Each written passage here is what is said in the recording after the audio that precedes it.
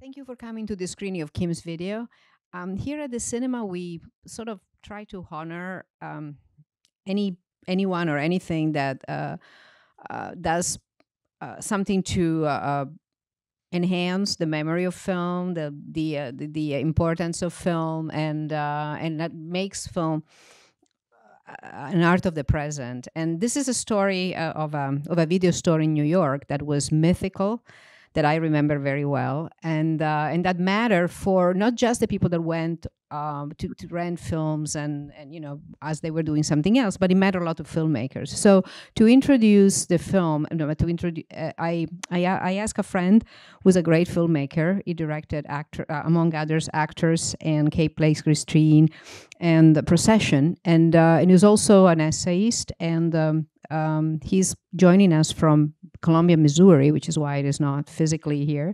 But he worked at Kim's Video. So he can attest in first person why this little video store in the East Village is important. And so here, help me welcome Robert Greene.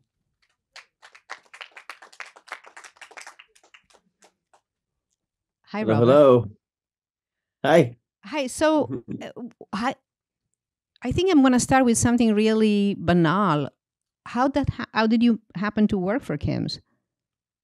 Well, it's a great question. Nice to see you, Giulia, and welcome everybody to the screening. So, I moved to New York, the 2000 year, like to go to graduate school at the City College of New York, and I went to two other video stores and couldn't get a job.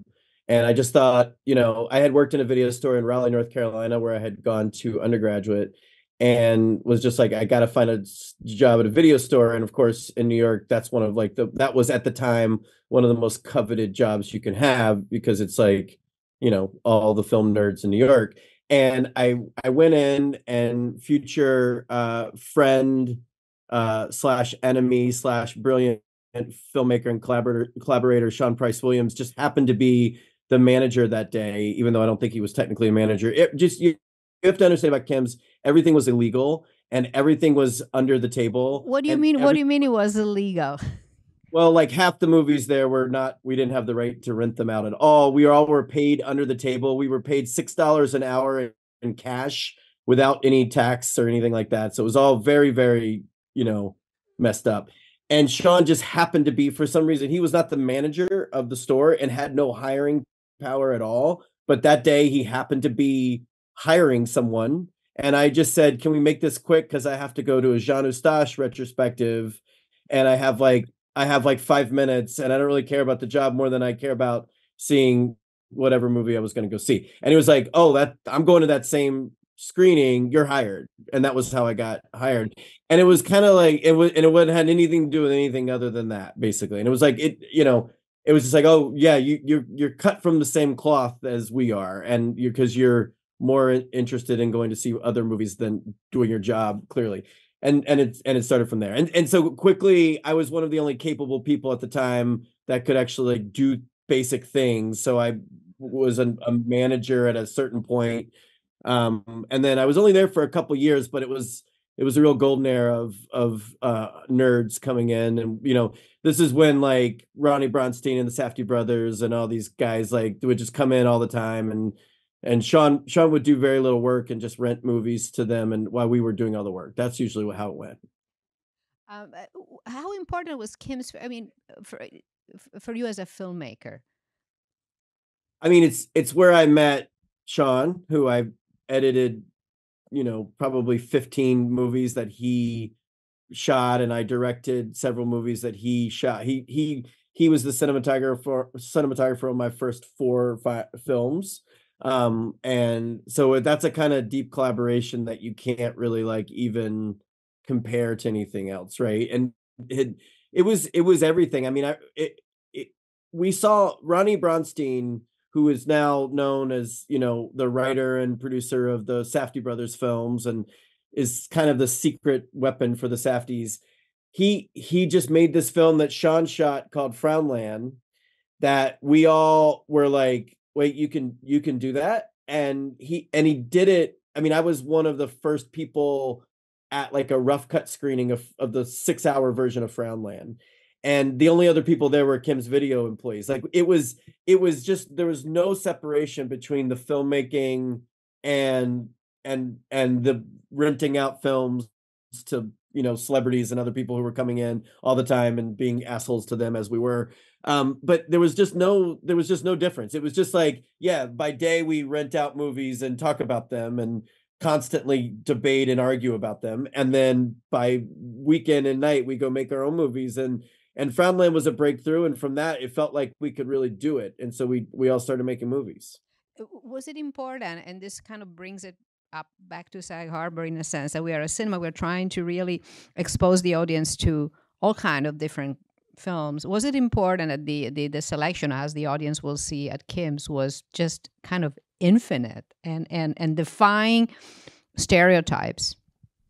It defines stereotypes. It you know it what I it wasn't infinite actually, but it was a quest to be complete, and that was like it was always on this constant quest. Like for example, we always had these illegal Godard movies, and then we would have like I didn't even know how like Godard had like a team of New York lawyers who would just occasionally come in and say you can't rent those out anymore. And we'd be like, okay, sorry. And then like 2 weeks later, we put out other VHS dubs of them. Like it was the thing that mattered the most was like the idea of seeing things come hell or high water mattered. And it's hard to kind of put your mindset back in that, like where you could stream a lot of things and you could go on Karagarga or any of these sites and illegally download anything you want at this point. But you knew that when you walked in those doors, there were people there who cared about watching movies and sharing those with you. And we had all these really great sections, that were really esoteric sections that were ways to reorganize the movies in all these different ways. Obviously, there was the director section, and we always thought it was such a big deal when we would add a new director, like a person would earn the right to have a director section. And then that would be like something really celebrated. Like people would come in and be like, oh my God, you made a so-and-so, Peter Watkins got a new director section. Wow, that's fantastic. Like what do I need to know? And it would just be this energy around cinephilia and the discussions around it, and then lots of debates about what was good and not good. And I think it's like it's easy to say that was lost. I think younger folks don't even really have the same sort of interest in that sort of the brick and mortar idea of going to a local place and having that discussion. And I think something is lost by that. I don't get so. I mean, you'll hear a lot in this movie, a lot of waxing nostalgic about like certain things. I think you can fetishize the nostalgia a little bit too much, and I refuse to fetishize the nostalgia of it because I think movies survive. They continue to survive. Places like your cinema are reasons why they survive, and I think we have to be less nostalgic and more fighting for the future of movies rather than just thinking about what we lost. I think so. I would say just like maybe steer clear of the nostalgia if you can, but because movies still exist, we're still making films. A lot of great filmmakers are making films every single day. I'm here at the University of Missouri. We're finishing 13 documentaries that are all really good today, and this is like our due date of movies. Movies are still happening, like so. I don't think I think Kim's was a moment in time, and I'm grateful for it. But doesn't mean anything died when Kim's died. Thank you so much, Robert. And Nice to we see are you. the cinema is a testimony that movies are flourishing, and I hope we'll have you here soon with one of your films. I would love that. Thank you, Julia. Nice to see you. Good Thank to you all. see Thanks. you. Bye. Bye. Bye.